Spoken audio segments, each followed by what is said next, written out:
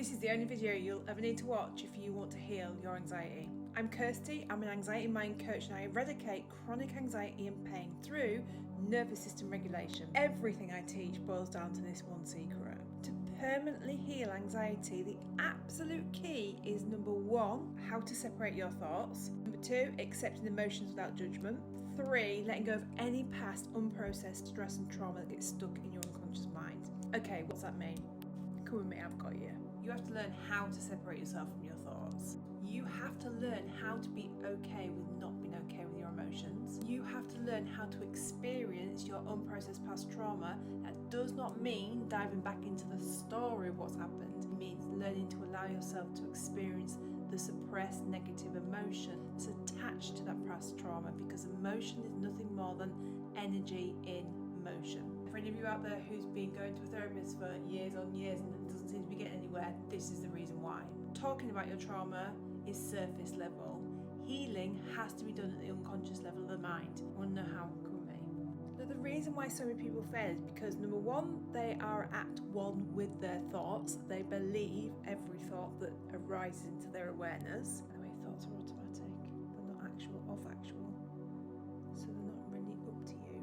So consequently, they try and stop them. They try and push them away. They try and do whatever they can to not think those thoughts, which perpetuates the actual experience. Oh, and it's absolutely impossible to stop. Look, if you've ever tried to meditate, you might have noticed that your mind constantly bounces from diving into a future moment that hasn't happened yet, thinking about what you're going to have for dinner tomorrow night, or it'll go back into the past and ruminate over something that's already happened that you can't change. I also noticed that with any negative emotions, you have been doing whatever you can to not experience those emotions, usually through some sort of distraction behaviour. The most common ones are comfort eating, pouring a large glass of wine because you need to sleep better, maybe spending money you haven't got, gossiping, gaming, Netflix, doom scrolling, the list goes on. And 3, you may fall into one of these 2 categories.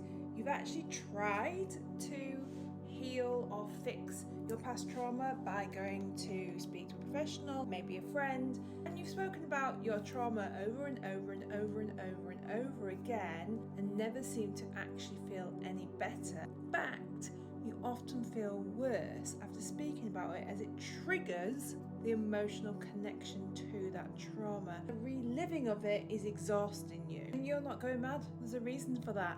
And the reason is that when you focus or think or relive something in the past and it is traumatic, your unconscious mind has no idea whether you're actually experiencing that in the moment, whether it is just a memory. What does it do? It does what it does best. It tries to protect you. It sends a signal to the brain saying you're under attack and therefore need saving. The way it's going to save you is by flooding your entire bloodstream with the stress hormone cortisol in about 90 seconds. Within less than 2 minutes, you go from feeling okay to feeling anxious, overwhelmed, stressed. This intense energy is literally vibrating through your blood. You leave your session, walk home with all these feelings. You don't know what to do with them. You feel 10 times worse. And you just think, what's the point? The point is this, that healing only happens at the unconscious level of the mind, as I mentioned before, and that actually you don't have to keep reliving that nightmare story in order to heal. You do have to experience, though, the unprocessed emotion, which when we rip that label off, all that's left is energy in motion. The experience is only of the energy, and as Einstein once said, energy cannot be created, it cannot be destroyed, it can only be converted. We are not trying to push it away, we are going to allow ourselves to experience it so that it can be freed. And guess what happens then? You feel fabulous. Or 2, you haven't tried to chat to anybody about this. In fact, you've just not spoken at all about it. You have literally tried to ignore it because you daren't go there just in case you can't actually deal with or cope with the aftermath of ripping this band-aid off. Your mind is a thinking, planning machine, and it absolutely loves to keep you in your comfort zone. It's pessimistic by nature, and this is how it has evolved. We can't change that. Let me give you the actual keys to success. Number 1 is mastering separating yourself from your thoughts. becoming the observer of your thoughts rather than being sucked into them, believing your thoughts are who you are. 2, allowing yourself to experience your emotions, whatever's being presented, good, bad, or indifferent. Learning to let go of judgment, and also recognizing that emotions are transient, they come and they go, nothing is permanent.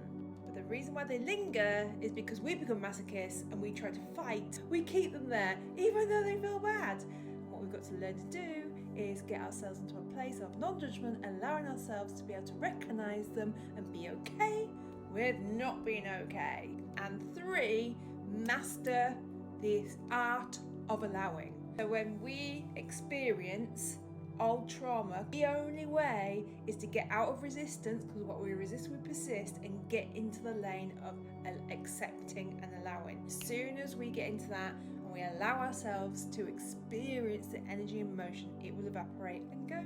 So in a nutshell, we become 1, the observer of our thoughts, 2, the acceptor of our emotions, and 3, the experiencer of our past trauma that has not been processed yet. This anchors us back into the present moment, which, by the way, is where all healing happens. This does take practice, but it actually works. To help, download End Overthinking free training.